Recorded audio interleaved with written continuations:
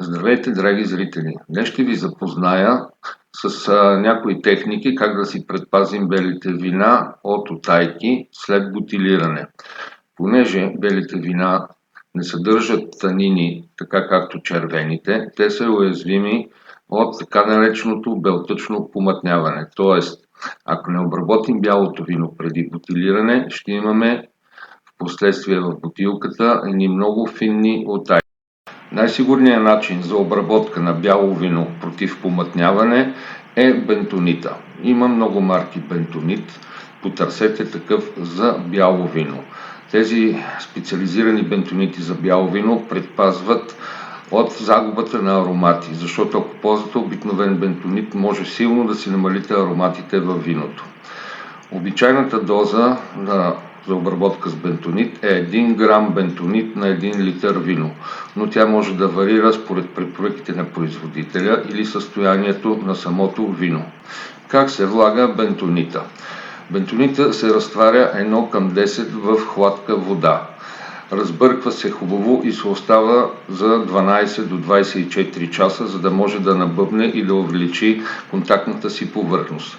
След този период го влагате във виното с хубаво разбъркване.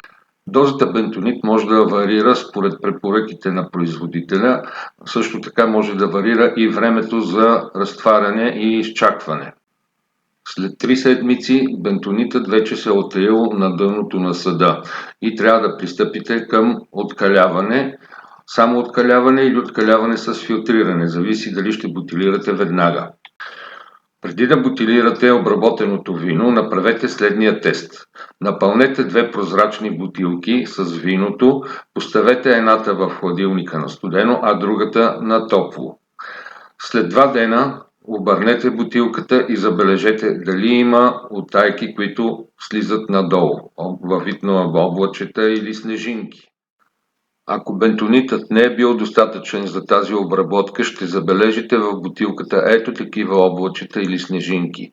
Виждате ясно как има една финна утайка, която при обръщане на бутилката се свлича надолу, което не пречи за вкусовите качества, но визуално е много неприятно.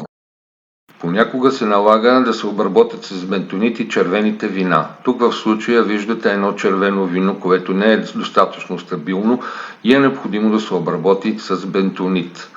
Също така задължително е и за розетите да се вложи бентонит, за да може после да няма утайки.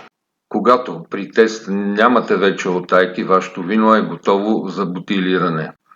Благодаря за вашето внимание.